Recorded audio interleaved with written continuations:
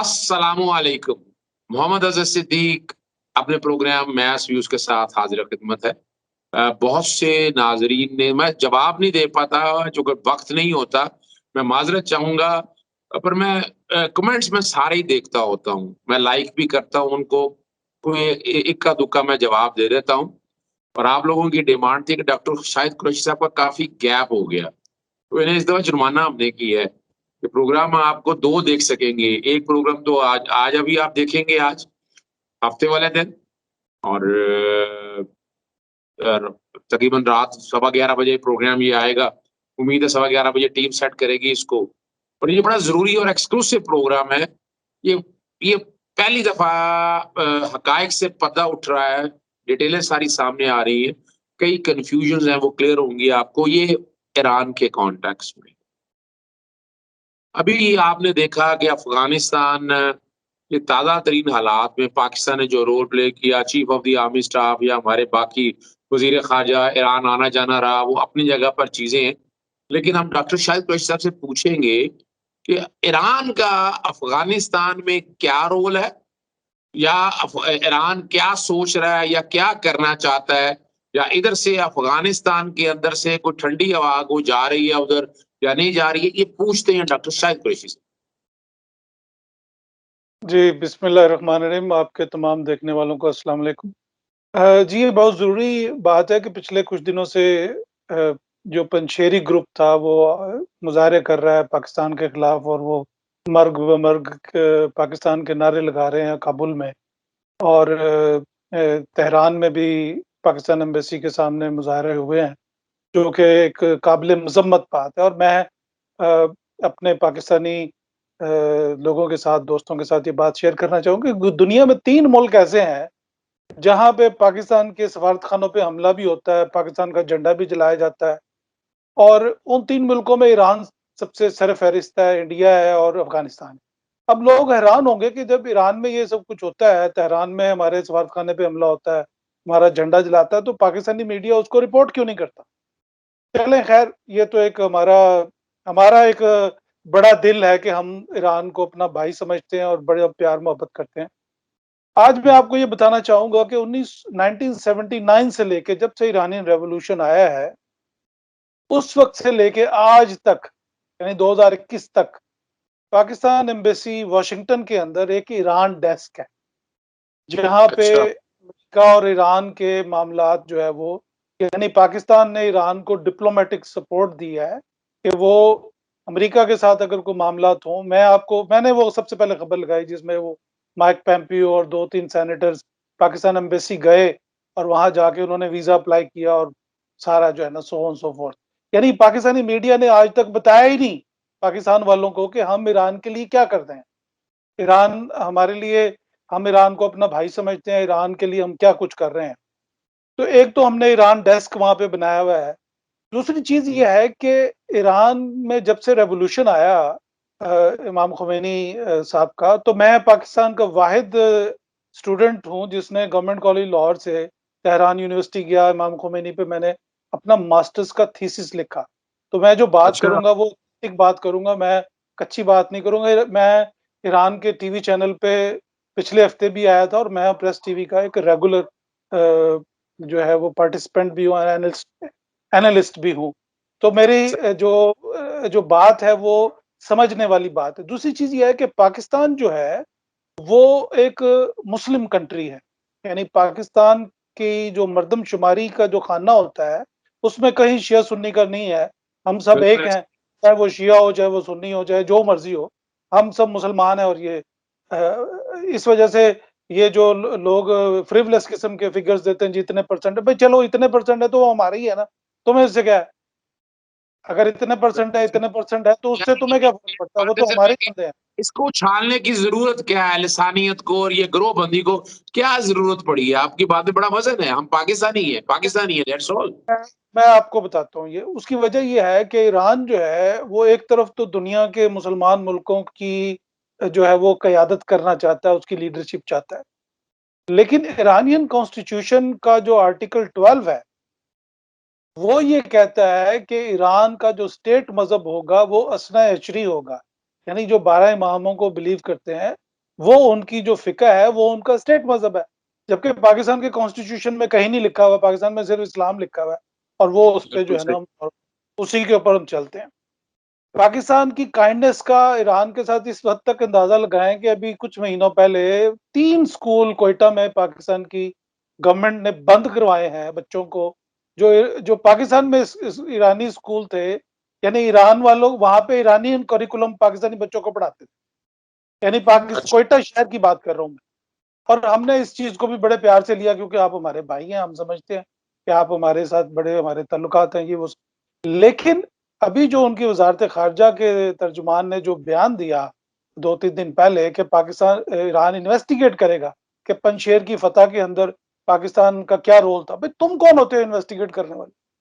तुम्हारी जो रियलिटी है वो ये है कि पूरी दुनिया और तमाम एनालिस्ट इस बात पे एग्री हैं कि अमेरिका की अफ़गानिस्तान की इंटरवेंशन का सबसे बड़ा बेनिफिशियरी ईरान था, क्योंकि तालिबान की जो गवर्नमेंट थी वो अमेरिका के आने से खत्म हो गई। इराक में अमेरिका की इंटरवेंशन का सबसे बड़ा बेनिफिशियरी ईरान है। सद्दाम हुसैन की गवर्नमेंट खत्म हो गई, वहाँ पे एक शिया मेजॉरिटी गवर्नमेंट बन गई। लेकिन लोगों ने उस पे रिएक्ट किया। आपको मैंने वो जो आर्टिकल भेजा था 2003 में, इनके एक मिनिस्टर ने कहा कि अब इराक जो है वो दोबारा पर्शियन एम्पायर का हिस्सा बन जाएगा। तो ये सारी चीज़ें ऑन रिकॉर्ड हैं।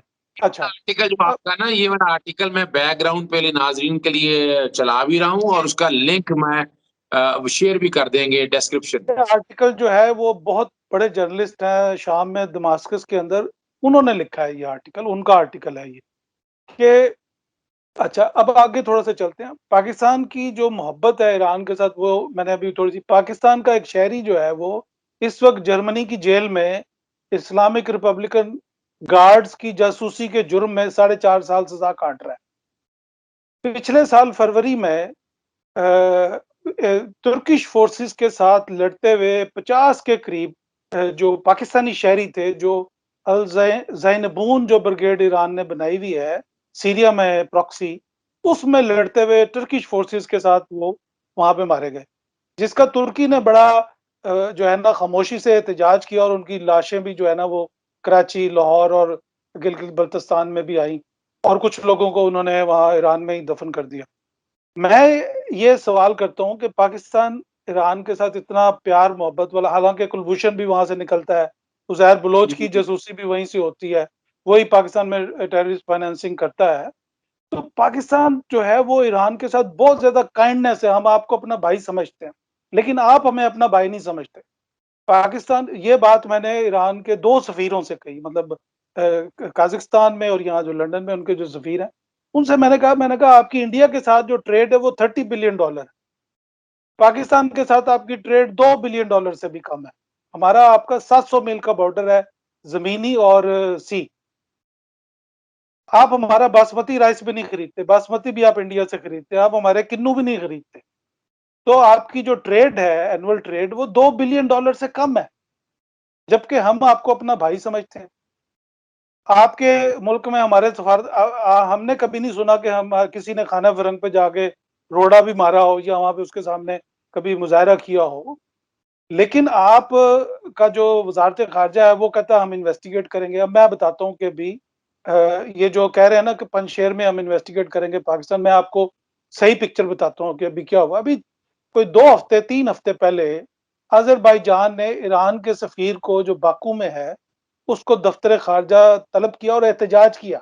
उसको नोटिस दिया उन्होंने कि ईरान के जो ट्रक्स थे वो अज़रबैजान की टेरिटरी में दाखिल हुए और उन्होंने वहाँ पे कोई इल्लीगल एक्टिविटीज़ की। अभी जब पिछले साल अज़रबैजान और आर्मेनिया की जब जंग हुई, तो जॉर्जिया जो एक क्रिश्चियन मुल्क है, जॉर्जिया ने रूसी जंगी जहाज़ असला लेके जाने वालों जहाज़ों को जॉर्जिया ने इनकार कर दिया अपनी एयर स्पेस देने से। वो तमाम जहाज़ जो एक-एक दिन में 24-24 फ्लाइटें थी, असला लेके आ रहे थे आर्मेनिया के लिए, वो तमाम ईरानियन एयर स्पेस से गुज़र के आए। जबकि अज़रबैजान जो है वो 80% शिया मुल्क है और पाकिस्तान और तुर्की अज़रबैजान के साथ खड़े हुए थे उस जंग के अंदर। अभी मैं जब अगाडाम गया हुआ था जून के अंदर, तो मेरी वहाँ पे ईरानियन एम्बेसडर से भी मुलाकात हुई। उनके जो साथ वो जिस मस्जिद पे अज़रबैजान आर्मीनियंस ने बड़ी बेहुरमती करते थे, मैं उसी मस्जिद में वहाँ पे मैंने नमाज भी पढ़ी वहाँ पे जाके। तो मैं फिर कुलभूषण जो है वो पाकिस्तान के लिए ऑपरेट करता है। 6 डायरेक्टरेट्स थी इराक की जो ईरान में ऑपरेट कर रही थी पाकिस्तान के खिलाफ। ये मैं वो चीज़ें बता अब इसी तरह इराक के साथ भी उनका भी इंटरवेंशन, इराक में नजफ़ में 2 दफ़ा उन्होंने ईरान की काउंसलेट को जलाया कि बहुत ज़्यादा ईरान की इंटरफेरेंस हो गई है। तो ईरान के जितने हमसाये मुल्क हैं, आप यमन में भी प्रॉक्सी भेज दें, आप शाम में भी प्रॉक्सी भेजें, आप इराक में भी अपनी प्रॉक्सी भेजें। आपका जनरल कासिम सुलेमानी जो है ना वो उसको अमरीकी जो है ना इराक के अंदर वो ड्रोन मार के कत्ल कर दें और वो खुलेआम कहे कि हम ये प्रॉक्सीज चला रहे हैं। और अगर तालिबान ने पंजशेर को फतह कर लिया, वो सारे का सारा अफगानिस्तान जो फतह कर लिया, तो आप पाकिस्तान के ऊपर आपने मुजाहरे करवाने शुरू कर दिए, तो ये मुनासिब बात नहीं है। और एक बात और है कि ईरान पे की पॉलिसी के ऊपर तनकीद करने का मतलब ये नहीं कि आप शियों के खिलाफ। That's absolutely nonsense. अभी जो तुर्की के प्रेसिडेंट थे, उन्होंने अज़रबैजान में दिसंबर में ये अभी वहाँ पे एक परेड हुई, फतह की जो परेड मनाई, तो वहाँ पे एक नज़्म पढ़ी गई जो कि अज़रबैजान के एक शायर ने लिखी थी, कोई पता नहीं 1920-30 के अंदर। तो उस नज़्म पढ़ने पे ईरान ने तुर्की के सफ़ीर को तेहरान में तलब कर लिया कि आपने ये नज़्म क्यों पढ़ी? और ये बड़े डिप्लोमैटिक उसके ऊपर जो है ना टची उन्होंने रिस्पॉन्स दिया। तो ये जो हम पाकिस्तान अपना बड़ा दिल करके पिछले 20 साल से आप ईरान जो है वो नॉर्दर्न अलायंस को अमेरिका के साथ मिलकर सपोर्ट कर रहा था, अशरफ गनी गवर्नमेंट को सपोर्ट कर रहा था, इंडिया को सपोर्ट कर रहा था। पाकिस्तान ने उस पे कभी एहतजाज नहीं किया। पाकिस्तान ने उस पे खामोशी से अपने बड़े दिल का सबूत दिया और हमें जो नुकसानात हुए उसके वो भी किसी वक़्त मैं आपके साथ ज़रूर ज़िक्र करूँगा। अब अज़रबैजान और पाकिस्तान दोनों मुसलमान मुल्क हैं। उन दोनों के में जंग होती है, आप जो गैर मुस्लिम ताकतें हैं, आप उनके साथ खड़े होते हैं। पाकिस्तान के मामले में आप इंडिया के साथ खड़े होते हैं। आपने अपनी पूरी की पूरी चाबहार पोर्ट 18 महीने के लिए दे दी इंडिया को। और मज़े की बात ये है, अफ़सोस ना कह लें कि जिस वक़्त वो मुआहिदा साइन हुआ, प्रेज़िडेंट रूहानी ने मोदी के साथ जब वो मुआहिदा साइन किया, तो जिस बंदे ने सबसे पहले प्रेस टीवी पे कमेंट के लिए बुलाया गया, वो मैं था। मुझे उन्होंने अच्छा। बुलाया पे कमेंट करने के लिए कि आज दिल्ली में ये मुआहिदा साइन हुआ कि 18 महीने के लिए चाबहार पोर्ट जो है वो हम दे रहे हैं। हमें आपने सीपेक का अल्टरनेटिव जो नॉर्दर्न रूट था अमेरिका की जो सपोर्टिव रूट था, आपने उस पे भी सारी वर्किंग की, हम उस पे खामोश रहे, हमने प्यार मोहब्बत से हमने आपने हमारे 14 सोल्जर्स शहीद किए बलूचिस्तान के अंदर, जिसका सबूत आईएसआई चीफ ने और इमरान खान ने जाके इरानियन प्रेसिडेंट को दिया और उन्होंने अपने एक मेजर जनरल को सैक कर दिया, हटा दिया उसकी पोजीशन से। हमने प्यार मोहब्बत में आके अपनी उस जगह के ऊपर बाड़ लगा ली। हालाँकि पाकिस्तान को कोई ज़रूरत नहीं थी कि ईरान पाकिस्तान बॉर्डर के ऊपर बाड़ लगाए। आपने जो पाकिस्तान के जो विजिटर्स गए हुए थे, ज़ायरीन गए हुए थे, आपने उनके पासपोर्ट फेंके, उनको नो मैन लैंड में भेज दिया। रात को 12 बजे उनके लिए दरवाजे, जिस पे जुल्फ़ी बुखारी पे बड़ा इल्ज़ाम लगता है कि उसने वो बॉर्डर क्यों खुलवाया। वो कोरोना के लोग थे, वो हमारे पाकिस्तानी शहरी थे, वो आपकी विज़िट करने के लिए गए थे। आपने उनको धक्का देके पाकिस्तान में भेज दिया। तो हम ये सारी चीज़ें देख रहे हैं, वी आर नॉट एक ब्लाइंड। बात और है, मैं डॉक्टर साहब आपने ये बड़ी ज़बरदस्त बात की है, मैं चूँकि बड़े अरसे से देखता आया हूँ। आपको पता है कि ईरान की किसी न किसी तरीके से हेल्प होती रही, वहाँ से ऑयल आता है, एलपीजी आती है, स्मगलिंग के कई आइटम जो हैं और वो बार्टर ट्रेड या जो कोई भी यानी पाकिस्तान ने तो हमेशा से उसके लिए बहुत काम किया। देखें, चीज़ ये है कि जो जो ईरानियन बलूचिस्तान से जो तेल आता था, $2 बिलियन के करीब वो तेल आता था हर साल और वो इल्लीगल ट्रेड था, उसमें टेररिस्ट फाइनेंसिंग हो रही थी, जो बलूचिस्तान के टेररिस्ट इस्तेमाल कर रहे थे उस पैसे को। पाकिस्तान ने बड़ी खामोशी से तमाम सबूत जो है और पाकिस्तान ने जो टेररिस्ट रैगी जो था, एक बड़ा टेररिस्ट था ईरान का, उसको गिरफ्तारी में पाकिस्तान ने हेल्प की, ईरान की, उसको गिरफ्तार किया, फिर ईरान ने उसको फांसी दे दी। अपने ईरान के अंदर उस रैगी को, उसके जहाज़ को उन्होंने उतार लिया। मैं गुज़ारिश करने का मकसद ये है कि Pakistan has been very kind in all along. हमने कभी नहीं एतराज़ किया कि आपके ये और मैंने ये बात मैं यहाँ ये बात करने लगा हूँ इन सारे हालात को समझ रहे हैं। अब ताज़ा तरीन जो अब प्रेज़ेंट सिनेरियो चल रहा है कि इंडिया को ठुड्डे पड़ गए, उठा के बाहर फेंक दिया गया, अमेरिका वहाँ से निकल गया। तो अब आप समझते हैं कि ईरान अपनी पॉलिसी का शिफ्ट करेगा सही तरह से फ़ॉरेन पॉलिसी और पाकिस्तान के हवाले से, या फिर वही मुनाफ़िकाना पॉलिसी रहेगी? देखिए, मामला ये है कि चूँकि रिवॉल्यूशन के बाद और वो जो फ्रांस से जब इमाम ख़ोमेनी तशरीफ़ लाए तेहरान में, तो हर इंसान ये सवाल करता है कि एक प्रो वेस्ट शाह तो अमेरिका का ख़ास एजेंट था, उसको हटा के एक रिलीजियस गवर्नमेंट लगाने की क्या ज़रूरत थी? जिसको अमेरिका ने भी सपोर्ट किया, जिसको बीबीसी ने सबसे ज़्यादा सपोर्ट किया, जिसको फ्रांस ने सपोर्ट किया क्योंकि वो एयर फ्रांस से आए थे वहाँ पे। तो उसमें कुछ ऑयल कंपनीज़ के कॉन्ट्रैक्ट से, कुछ इटली की कुछ थिंक टैंक्स जो थे वो उसको डील कर रहे थे। हमने इस पे मुकम्मल एक रिपोर्ट शाया की और आज तक कभी किसी ने डिनाई नहीं किया उस बात के ऊपर। तो ये जो नूरा कुश्ती आपको नज़र आती है अमेरिका और इज़राइल के दौरान पिछले 20 और अमेरिका के दौरान, आपने नोट किया होगा पिछले 20 साल से तो ईरान अमेरिका, इंडिया ये सब एक ही कैंप में थे अफ़गानिस्तान के अंदर और इसी तरह इराक में भी जो और वो अ दुनिया अ बेवकूफ़ों से अब आप देखें कि सीरिया के अंदर जितने ईरान की जो प्रॉक्सीज़ गई हैं, वो सब इराक से गुज़र के गई हैं और मैं सीरिया बहुत बहुत दफ़ा गया हूँ। वहाँ के जो प्रेज़िडेंट हैं, उनके जो स्पोक्समैन हैं, वो मेरे बड़े अच्छे उनके साथ ताल्लुकात हैं और हमने देखा है कि वो लोग वो सारी चीज़ें जो गुज़रे हैं लोग वहाँ से, वो अमेरिका की मर्ज़ी से गुज़रे हैं। लिहाज़ा जो सेक्टेरियनिज़्म का जो एजेंडा है, उसको तो ये गैर मुल्की ताकतें ये प्रमोट कर रही हैं और आप उस एजेंडे के अंदर उनके लिए इस्तेमाल हो रहे हैं। इस वक़्त इज़राइल में सबसे ज़्यादा जो बहस हो रही है वो ये है कि वो इज़राइल की जो अंदर की जो पॉपुलेशन है उसको डराने के लिए वो ईरान का इस्तेमाल करते हैं। कि ईरान का जो थ्रेट है, आपको पता है कि इज़राइल का जो पिछले से पिछला प्रेज़िडेंट था, वो इरानियन बोर्न था। उससे पहले उनका जो डिफेंस मिनिस्टर था वो भी इरानियन बोर्न था।